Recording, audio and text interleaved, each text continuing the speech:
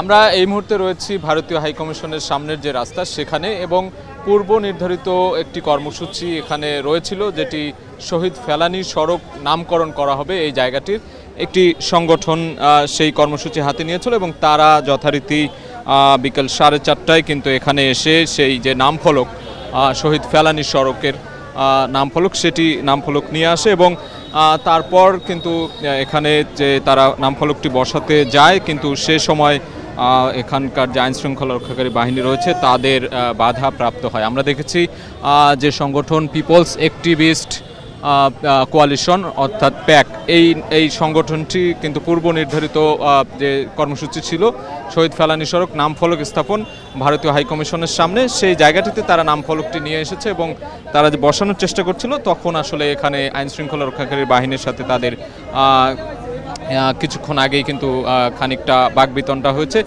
আইনশৃঙ্খলা রক্ষাকারী বাহিনীর পক্ষ থেকে বলা হচ্ছে যে এখানে এটা বসানোর জন্য আসলে অনুমতির প্রয়োজন রয়েছে, সেই অনুমতি নিয়ে আসতে হবে। তারা বলছিল যে সিটি কর্পোরেশনের দায়িত্ব থাকে এই ধরনের নামফলক বসানোর ক্ষেত্রে, তারা সিটি কর্পোরেশনের তারা অনুমতি নিয়েছে কিনা এমন একটি প্রশ্ন তারা তোলে।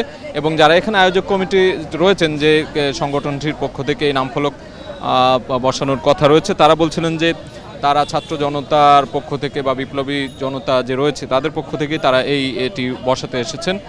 যে সিটি কর্পোরেশনের যে বিষয়গুলো থাকে সেই বিষয়গুলো তারা কিন্তু অনুমতির যে বিষয় থাকে সেগুলো তারা নেই বললেই চলে। এই নিয়ে কিন্তু কিছুক্ষণ আসলে বাকবিতণ্ডা চলেছে। এখানে গণমাধ্যম কর্মীরা রয়েছেন এবং ছাত্র জনতা বা যেই সংগঠনটি এই নামফলক করতে চায়, বসাতে চায়, তাদের আমরা দেখেছি এখানে তারা এখনও অবস্থান করছেন। এবং একটি বিষয় বলে রাখি যে বাংলাদেশ ভারত সীমান্তে কুড়িগ্রামের যে অনন্তপুর সীমান্ত, সেখানে 2011 সালের 7 জানুয়ারি বিএসএফ কর্তৃক এই ফেলানি কিন্তু হত্যা করা হয় ফেলানিকে, এবং তারপরে কাঁটাতারের বেড়ায় ঝুলিয়ে রাখা হয়েছিল। সেই যে সীমান্তরক্ষী বাহিনী ভারতের বিএসএফ, তাদের হাতে বাংলাদেশের একজন কিশোরীর যে মৃত্যু, সেই ফেলানির যে হত্যার বিচার সেটি কিন্তু এখনও হয়নি। 2011 সালের ঘটনা, এরপর 13 বছর পেরিয়ে গেছে 2024 সাল।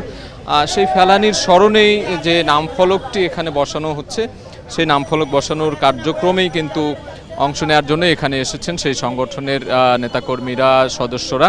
এবং এখানে আমরা দেখতে পাচ্ছি আইনশৃঙ্খলা রক্ষাকারী বাহিনীর ব্যাপক উপস্থিতি। তারা এখানকার নিরাপত্তা ব্যবস্থাটি যাতে কোনো রকম বিঘ্নিত না হয়, যেহেতু এটি কূটনৈতিক পাড়া, এখানে আমেরিকান এম্বাসি সহ বিভিন্ন এম্বাসিগুলো আশেপাশেই রয়েছে। এখানে ভারতীয় এম্বাসির সামনের যে রায়গাটিতে কোনো ধরনের যাতে নিরাপত্তা বিঘ্নিত না হয় সেই বিষয়টি লক্ষ্য রেখেই কিন্তু এখানে আইনশৃঙ্খলা রক্ষাকারী বাহিনীর যে সদস্য সংখ্যা বাড়ানো হয়েছে।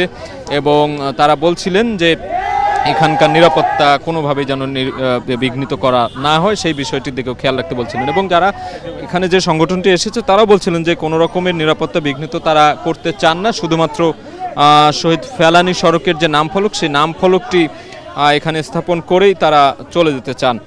কিন্তু সেই নামফলক স্থাপন করাকে কেন্দ্র করেই কিন্তু কিছুক্ষণ আগেই একটু আইনশৃঙ্খলা রক্ষাকারী বাহিনীর সাথে তাদের কিছুক্ষণ আগেই একটু তর্ক বিতর্ক বাকবিতণ্ডা হয়েছে এবং এখনও তারা অবস্থান করছেন।